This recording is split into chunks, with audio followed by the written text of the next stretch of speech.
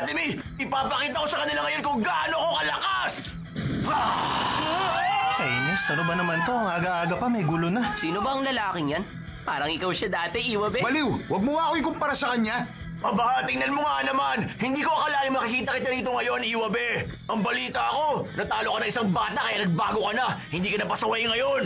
Tumahimik ka! Ang dami mong sinasabi! Yabang mo! Baka nakakalimutan mo! Ang galing mo sumipsip sa akin dati! Ano? Hindi na ako tulad ng dati! Iba na ako ngayon! Muntik na tayo ah. Teka lang, katulad yun nung kay Metal. Pabayaan na natin siya. Huhulihin din naman siya ng mga matatanda mamaya. Sandali, dito ka lang! Oy, Boruto!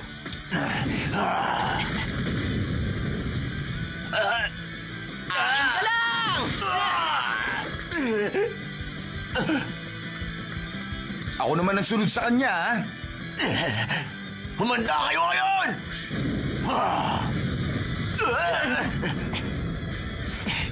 Hindi ka makakatakas sa akin!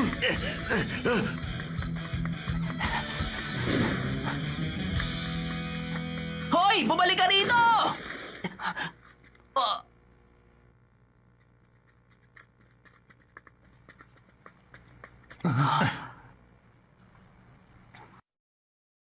Wala naman akong pakialam.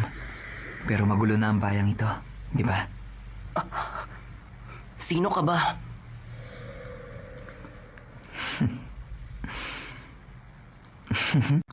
Ang misteryosong transfer student.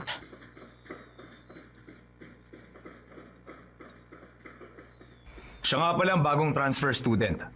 Magmula ngayon dito na siya mag-aaral sa academy natin. Siya si Mitsuki. Maging mabait kayo sa kanya. Siya yung bata kanina. Oo, tama ka. Siya yung mayabang na bata. Mitsuki ang pangalan ko. Nanggaling nga pala ako sa bayan ng Otto. Natural lang naman masorpresa kayong lahat. Ang bayan ng Otto ay itinaguhid ng isang ninja na ang layunin ay wasakin ng Konoha. Pero bahagi na lang yun ang nakaraan. Sa ngayon, inaayos na ulit yon bilang bagong bayan ng mga ninja. Narito siya para patunayan sa magandang relasyon ng dalawang bayan. Umamin ka nga, Boruto. Kilala mo ba ang bagong transfer student na yan? Oo, nakita ko siya kaninang umaga. May isang nanggulo kanina at si Mitsuki ang nakapigil sa kanya. Ibig sabihin, magaling pala ang bagong transfer student na yan. Hoy, Shikaday, ano bang teknik ang ginagamit niya? Ba malay ko. Gusto ko siyang subukan ngayon para malaman ko kung gaano siya kagaling makipaglaban. Nakikinig ba kayong lahat sa akin? Gwapo siya at ang lakas ng dating. Oo na, gwapo nga siya pero hindi naman ganyan ang mga tipo kong lalaki. Taray, ganda ka? Huwag nga kayong maingay, nagkaklase pa tayo eh. Ay. Sige na, Mitsuki. Pwede ka na maupo kasama nila. Pwede ba akong tumabi sa'yo? Aba, oo naman. Ako pala si Uzumaki Boruto. Masaya ako makilala ka, Mitsuki. Ako rin. Masaya rin ako, Boruto. Ngayon magkakilala na tayo. Kahit ano, pwede mo nang itanong sa akin. Kahit ano? Oo, kahit ano, pwedeng-pwede. Talaga? Kung ganun pala, ano bang nangyari dito? Bakit tayo lang nga walang classroom? Boruto, Ay, kasi may nangyaring...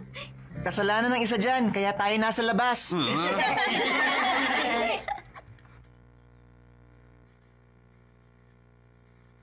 Lagi naman natutulog sa klase si Boruto, kaya paano niya nalaman ang sagot? Ikaw naman, matalino rin siya kahit paano. Walang kahirap-hirap. Sobrang dali lang para sa akin itong pinapagawa nyo. Tama ito. Pero sa susunod, gamitin mo ng tamang formula. Ayoko nga. Yung paraan na alam ko ang gagamitin ko. Mas mabilis at masigurado pa. Basta sa susunod, Sir Shino. Huwag naman yung madaling sagutan. Medyo hirap-hirapan nyo naman. Yun lang pala eh.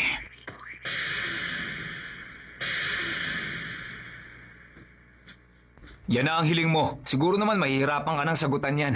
Bahala ka na dyan. Ang mahalaga, masagot mo yan ngayon, Boruto. Kainis! Binibiro lang kayo. Sineryoso nyo naman. Huh? Oh, Alam mo, kailangan kalkulahin mo ito bilang equation ng motion. Sa ganung paraan, makakalkula mo agad ang air resistance. O ayan, madali lang, di ba? oo nga. Galing. Alam nyo na ngayon. Ang galing mo. Pero hindi ko naman sinabi sa yung sagutin mo. Pero nahihirapan po kasi si Boruto. Dapat turuan ng estudyanteng nahihirapang umintindi, hindi po ba? Oo nga, pero wala rin kwenta kung hindi naman sila ang sasagot. O sige na, tama na yan. Maupo na ulit kayong dalawa. Nawiwirduhan ako sa Mitsuki na to.